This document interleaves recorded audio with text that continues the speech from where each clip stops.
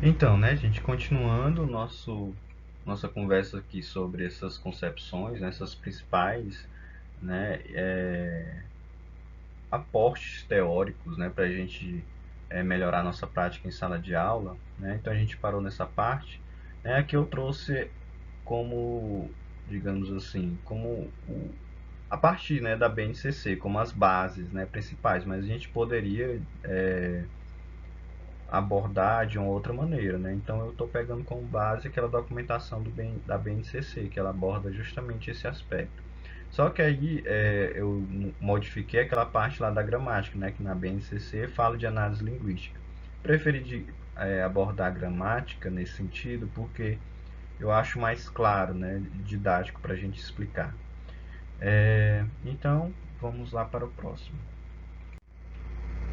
Então, né, a ideia é refletir sobre como é que essas concepções tão abstratas, né, eu posso utilizar nas minhas aulas lá do sétimo ano, sexto ano, enfim, ensino médio.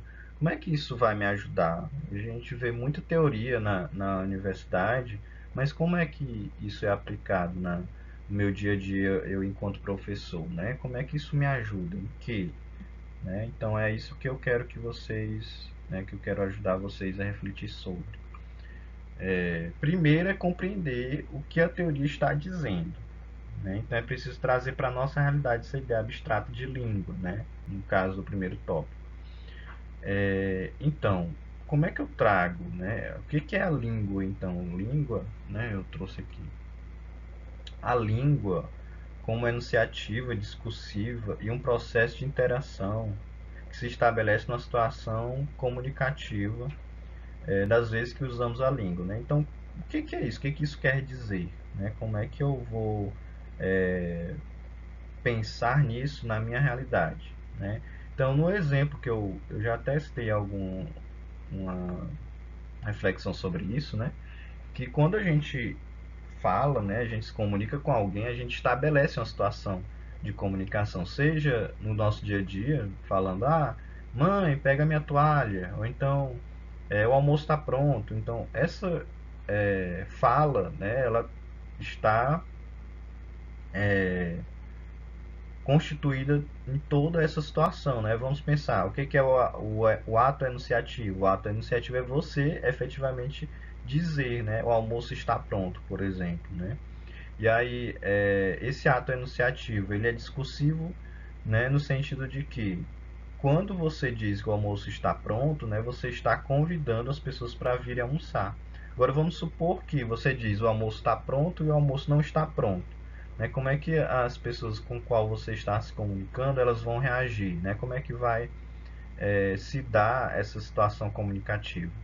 Né? Então, a questão discursiva ela vai nesse sentido de é uma questão cultural, né, nossa, né, de a gente falar o almoço está pronto e a gente espera que realmente o almoço esteja pronto, né? Então vai todo mundo almoçar e tal. E aí existe esse processo interativo, né? No caso, se você estiver só, o almoço está pronto. Você diz para você mesmo, mas você está interagindo com você mesmo, né? Por exemplo, né? É possível haver esse tipo de interação também. É, Aqui, novamente, eu trouxe um exemplo que eu sempre gosto de abordar com vocês, né? É a discussão de relação. Né? Então, é, quando está nessa situação comunicativa, você tem o enunciado, né? Que cada um tem o seu turno de fala, desde que porque se cada um falar ao mesmo tempo, ninguém vai se entender. E às vezes, mesmo um falando e esperando o turno do outro, o outro falando, às vezes não se entendem, né? Acaba não discutindo a relação. E aí, quando acontece isso, vem a questão, não que isso, eu estou falando de maneira didática, né? Não que é essa sequenciazinha bonitinha que eu estou trazendo para vocês, mas a questão discursiva, ela vai muito nesse sentido de que os papéis existentes ali, né? A pessoa que está acusando o outro, por exemplo, né? Ou então as pessoas não estão se entendendo porque um não quer dar o braço a torcer, enfim, o outro acha que o outro está errado, enfim.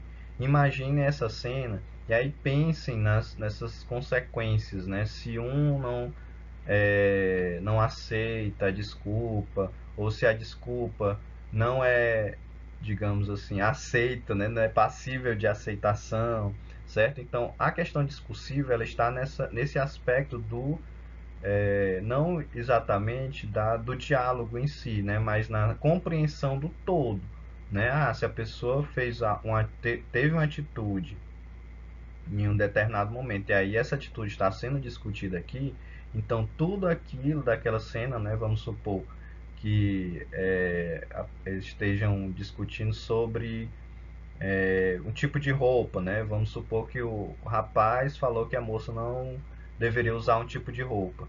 Então, essa ideia do tipo de roupa, ela já é uma ideia discursiva, né? Por que que determinado tipo de roupa não é aceitável, né?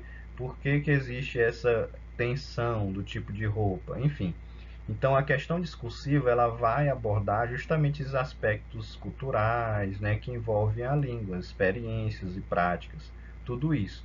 E quando a gente utiliza a língua, né, esse processo interativo, a gente está estabelecendo uma cena, né? Então aqui fica bem clara essa cena, né?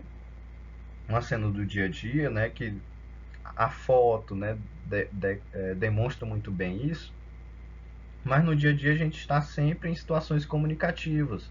E às vezes, né, não é bem enquadrada, não é bem delimitada quando a gente está vendo aqui nessa cena. É claro, porque no dia a dia a gente tem vários papéis, a gente é filho, a gente é pai, a gente é mãe, a gente é professor, a gente é cliente e etc. Por aí vai, né? Então cada situação comunicativa que a gente vai é, utilizar, né, que a gente vai participar ao longo do nosso dia a dia, se estabelece através da língua, né? Então a língua é que vai, seja escrita ou oral, né?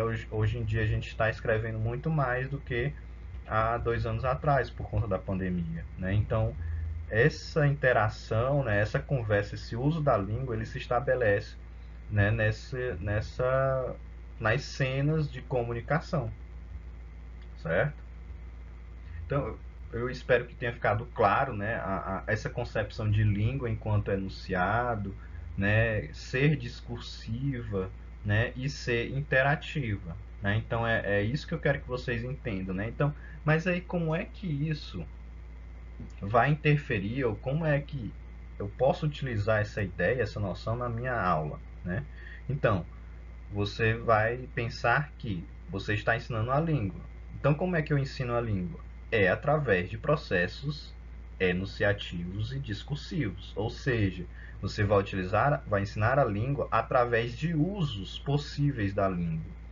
E aí é que vem a BNCC, né? A BNCC ela vai dar algumas orientações para vocês utilizarem em determinados contextos, né? Tem os campos, né? Que são abordados lá, jornalísticos, enfim, como a gente está no ambiente escolar, o que se aborda são mais questões formais. E aí o que você pode fazer é associar esses, se as crianças tiverem dificuldades e já se depararem com contextos formais, vocês podem associar os contextos formais a contextos informais. Por exemplo, uma notícia, ela pode ser muito bem encaixada numa conversa sei lá, de final de dia, né? A pessoa, o que foi que aconteceu na escola, né? Por exemplo, quando a criança chega em casa e a mãe pergunta, o que foi que aconteceu na escola? Então, a criança vai fazer uma notícia, né? Dizendo, aconteceu isso e tal. Né? Então, é uma maneira informal de você associar determinadas situações comunicativas e demonstrar como é que são os papéis de cada um, né? O que é falado, o que não é, né? Dentro dessa situação comunicativa, beleza? Continuando, né? O autoconcepção é sobre a oralidade, né? Compreender o que é essa ideia abstrata de oralidade, né? Então, como é que a gente pode entender o que é oralidade? Então, oralidade é uma habilidade adquirida naturalmente, como a gente viu, naturalmente aí entre aspas, né? Que não é espontâneo, né? Não é algo que tipo você já nasce com a oralidade, né? Você precisa adquirir socialmente, né? Se você não é possível a gente fazer esse experimento, né? Privar uma pessoa do convívio social, né? Então a pessoa nasceu, então você vai privar ela do convívio social pela vida inteira e estudar ela e saber se ela vai adquirir a linguagem espontaneamente ou não. Como é que a gente faz isso? Né? Como seria esse experimento? Né? Enfim. Então, quando a pessoa adquire a oralidade, ela adquire no contexto social que ela está participando, né? Esse contexto social envolve principalmente a família, né, e as pessoas que estão mais próximas. E esse aprendizado, gente, ele vai, assim, não é um número exato, né, mas começa no zero, né, a partir da pessoa nasce, né, um mês de vida, enfim, 3 meses, acho 4 meses de vida. E aí, a partir dali, a pessoa vai desenvolvendo o aprendizado da fala, né? Ela vai ouvindo, né, compreendendo, né, as pessoas se comunicarem ao seu redor, que elas estão falando, enfim, as atitudes. Então, é uma mistura de experiência com enfim, né? Percebam que é aquela situação que a gente viu, né? Da concepção da língua enquanto enunciado discursivo. A criança ela vai aprendendo a língua nesse meio, né? Ela vai aprendendo que a língua você vai tomando atitudes, se expressando de determinadas formas, fazendo algumas coisas, enfim, existe todo um contexto, toda uma construção de uso da língua. Né? Não é só você chegar e falar, olha, isso é água e pronto. A pessoa já vai saber, ah, certo, isso é água, pronto. Né? Não é assim que a gente aprende a falar. Né?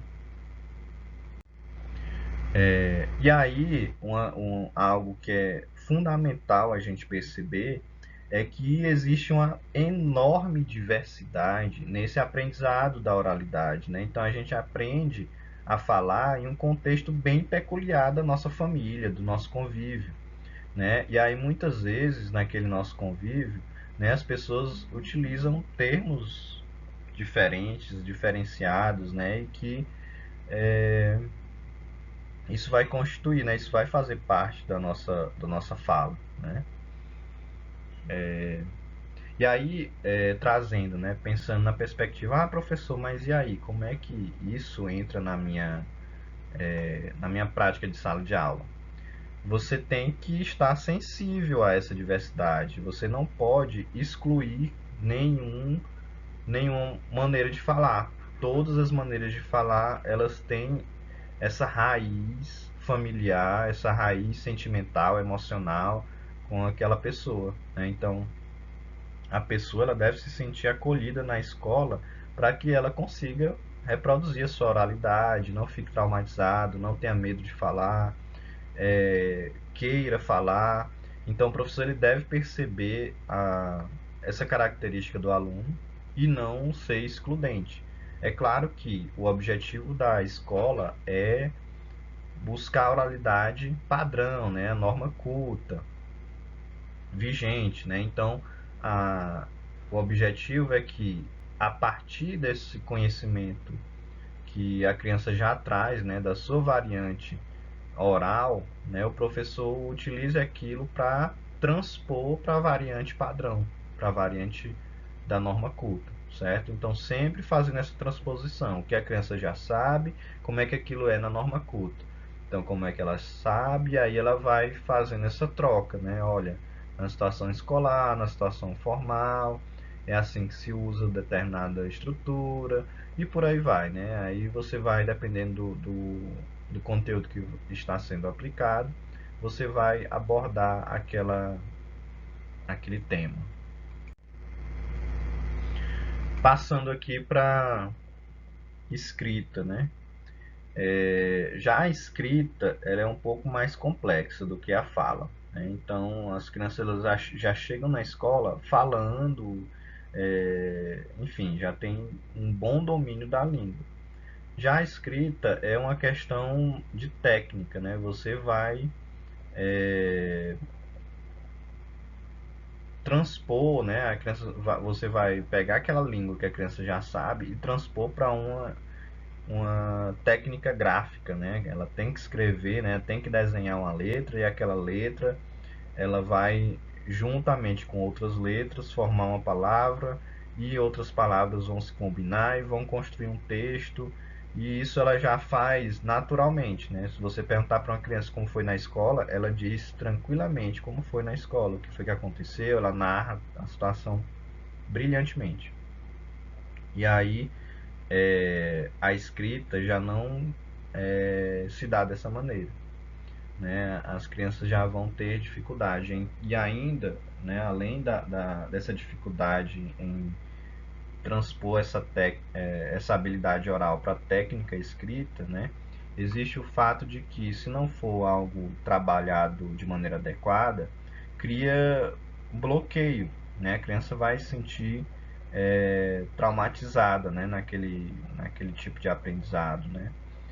Então, conceber a escrita como uma técnica que é adquirida através do ensino formal, né? Ou seja, a criança não tem mais aquela tranquilidade do seu familiar, né? De aprender a fala conforme as pessoas vão falando ao seu redor. Então, agora ela tem uma obrigação, né, de aprender essa técnica, né? É como se ela estivesse trabalhando, né? Imagine só que você vai contratar, é como se fosse isso, um contrato, né? Você vai contratar uma pessoa, né, para ela aprender a cozinhar, né? Então ela depende daquilo, né, daquele aprendizado, né, saber cozinhar para se dar bem. E aí a criança depende daquilo, né, de aprender aquela técnica de escrita para se dar bem na escola, né? E aí há muito essa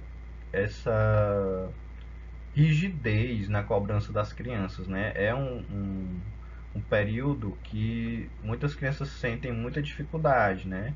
Imaginem as crianças que não têm o apoio da família, como é que fica, né? Nesse contexto aí de aprendizado, né? Então, primeira questão aqui é entender que a escrita é uma técnica e que a escrita é diferente da língua, né, da oralidade, né, que a criança aprende no seio familiar, de modo informal, bem tranquilamente. Já a escrita, ela é obrigada a aprender aquilo como se fosse, enfim, muitas vezes de maneira bem rígida, né, e aí isso pode acabar traumatizando esse indivíduo, né. E aí eu trouxe aqui algumas questões, né, para a gente discutir, né? Vocês já devem ter visto isso, é muito comum na internet, né? Olha essa palavra, né? Ansiosa. Se você olha rapidamente, você, oh, gente, o que está errado?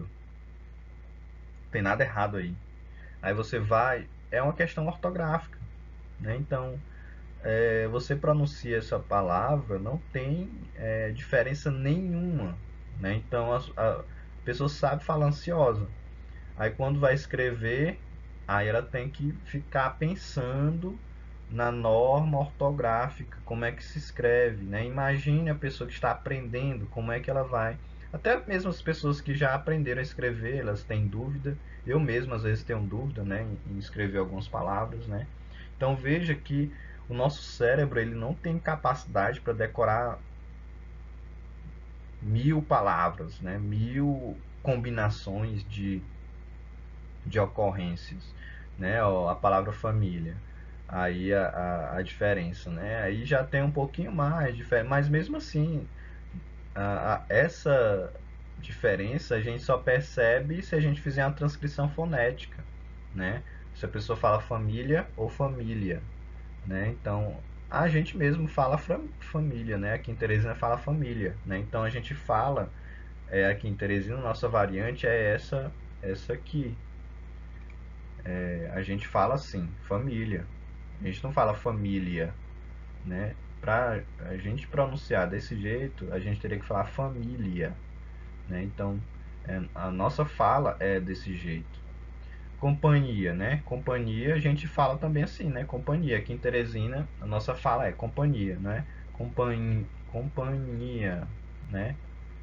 Companhia, né? Então, às vezes até a ortografia ela requer uma pronúncia peculiar da nossa parte. E aí é muito diferente, né, da nossa variante. E aí, como a gente está transpondo a nossa oralidade para a escrita, então a gente vai ter dificuldade nessa transposição. E por aí vai, né? Piscina, tal.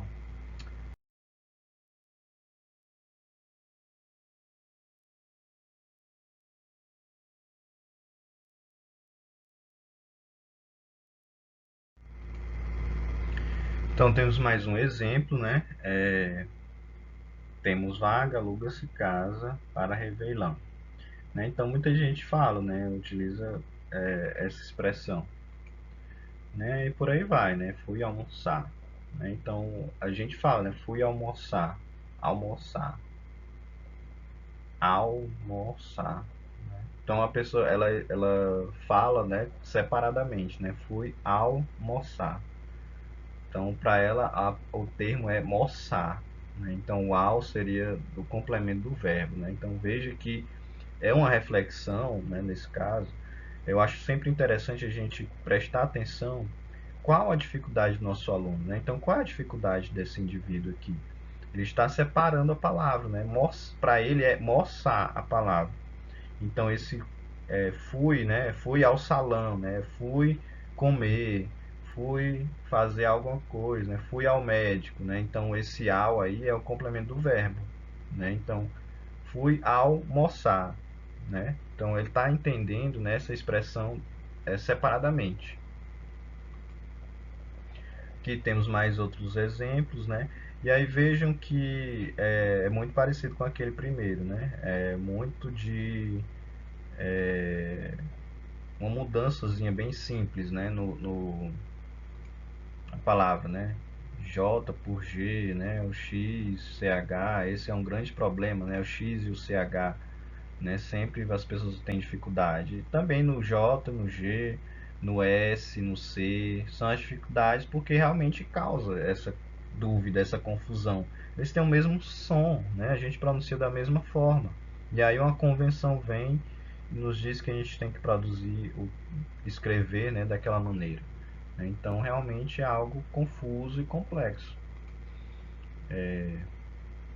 Então, muitas vezes é traumatizante, né? Porque quem escreve com alguma inadequação ortográfica é humilhado, seja em sala de aula, o que é gravíssimo, ou seja nas redes sociais, né?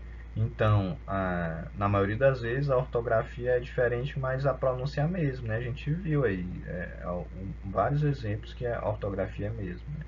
E aí, como é que eu devo atuar em sala de aula, né? Então, gente, como eu falei para vocês anteriormente, né, na nossa sala de aula a gente tem que procurar essas questões, né, verificar o que o meu aluno está tendo problema e entender qual é esse problema dele, para então ajudá-lo a resolver, né, porque a ortografia ela realmente é complexa e duvidosa, né, ela causa dúvida e muitas vezes nem tem uma explicação baseado na estrutura da língua. Às vezes as explicações são mais políticas, né? É para se adequar à mesma o tipo de acentuação de Portugal, das línguas lusófonas, né? Então são explicações muitas vezes que não estão condizentes com a nossa realidade, certo? Então como é que eu utilizo essa concepção de escrita na minha aula? É justamente não a cobrando rigidamente os alunos, não punindo rigidamente os alunos e procurando entender qual é a dificuldade, qual é o problema que esse meu aluno está tendo, por que ele está tendo essa dificuldade, né? Então essa é uma dificuldade que ela tem origem em que? É na fala? É na ortografia? Né? Causa essas dúvidas, né? Então é isso que a gente tem que descobrir e utilizar na nossa sala.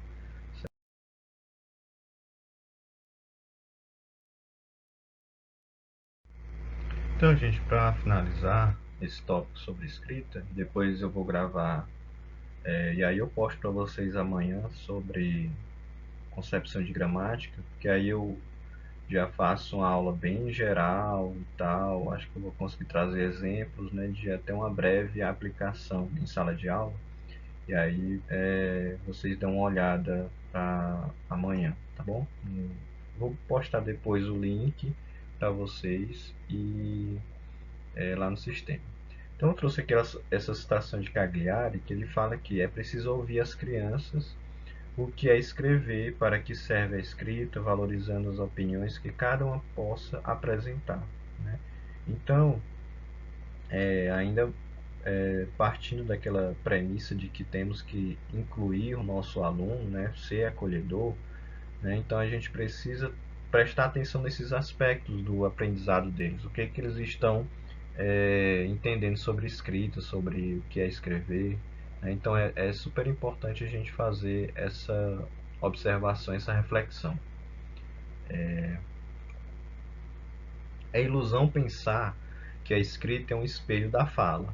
A única forma de escrita que retrata a fala de maneira a correlacionar univocamente letra e som é a transcrição fonética, né? Então, quando a gente fala que escrita, você fala como você escreve, isso é totalmente errado, né? Porque apenas a transcrição é que vai realmente. A gente não se comunica através de transcrição fonética, né? A transcrição fonética ela é um estudo que a gente faz do som, tem toda uma abordagem teórica para fazer essa análise, né? Então, quando a gente está falando, a gente está utilizando diversos sons, né? E se a gente for parar para pensar, né, e transcrever tudo que a gente fala, a gente tem uma fala peculiar. Às vezes nem além do nosso dialeto, né, seja de Teresina, seja de Timon, seja de Caxias, seja de Pernambuco, Recife, Picos e etc.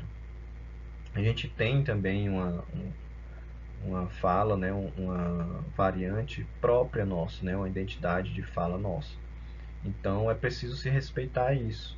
E aí a escrita ela nunca ela vai fazer essa correlação 100%, né? E por último, né, para nós adultos, qualquer A é A, seja ele escrito como for.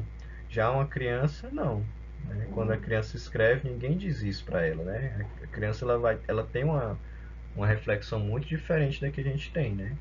O grande problema é que se ensina a escrever sem dizer o que é escrever, né? Então, o que é escrever, né? Escrever é você transmitir uma mensagem para outra pessoa através de um meio gráfico, né? Não é um vídeo, né? Pode alguém dizer, ah, professor, mas o meio gráfico também pode ser um vídeo, sei lá, você imprimir um vídeo, enfim. É, você escrever, né, é você transpor o seu pensamento, né, o que você quer que a pessoa compreenda, né, e ela entender aquilo que está escrito ali, né, é para promover a comunicação, né. Lembremos lá do que a gente falou no primeiro vídeo, que o uso da língua é para interagir, né, você quer passar uma mensagem, né, você quer você está escrevendo é porque você quer se comunicar com outra pessoa através do meio escrito, né? Usando essa técnica, né? Então é importante frisar isso, e esse é que deve ser o foco do ensino da escrita, né? Você deve oportunizar as crianças a escrita para se comunicar e não apenas escrever para fazer a prova, por exemplo, certo? Então, gente, aqui algumas das referências que eu utilizo na aula nos vídeos de hoje, né? Depois vocês podem procurar, né, esses livros, darem uma olhada, né, aprofundarem mais os pensamentos de vocês, os estudos de vocês e até a próxima.